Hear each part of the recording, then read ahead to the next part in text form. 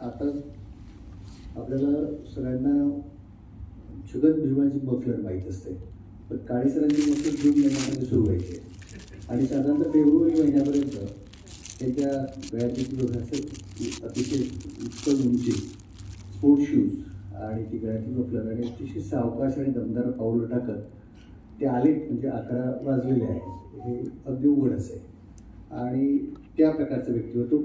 तसे मूळचे पक्के पुणेकर आणि लग्न झालं वहिनीशी पक्क्या मुंबईकरांशी. वहिनी कधी बोलत नाहीत. आज आम्ही विनंती केली आणि त्यांनी 2-3 मिनटं बोलण्याचं मान्य केलं, तर मला बरं वाटलं ते. आणि म्हणून मी त्यांना विनंती करतो की त्यांनी या निमित्ताने सरांच्या थोडक्या आठवणी व्यक्त करा. सोनीजीताई काळे.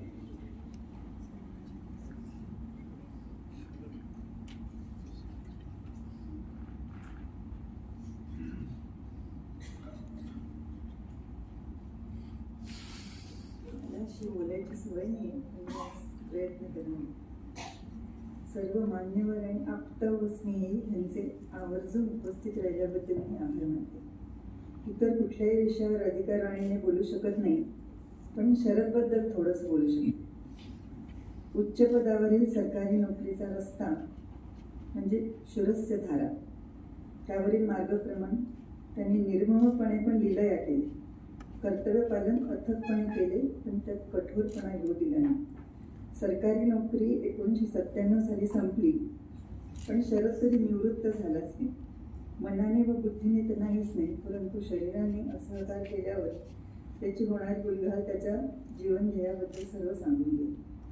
हाती घ्याल ते तडीस न्या या त्याच्या नुमवीय ध्येयासाठी त्यांनी शेवटच्या दिवसापर्यंत प्रयत्न केले.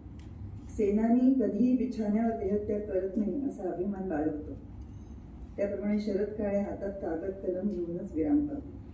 त्यांनी वाचले अपरिमित, लिहिलेही खूप, पण अजून खूप लिहायचे होते. पण काटेकोरपणा आणि एकला चालो रे या वृत्तीमुळे बरेच काही राहून गेले.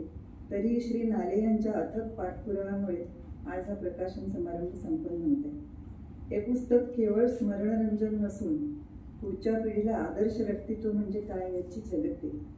निरलस कर्तव्यपालन, निर्भय सचोटी आणि निस्पृहता ही त्याच्या आयुष्यातील त्रिसूत्री होती. घेऊन काही गेलाच नाही, खूप देऊन गेला.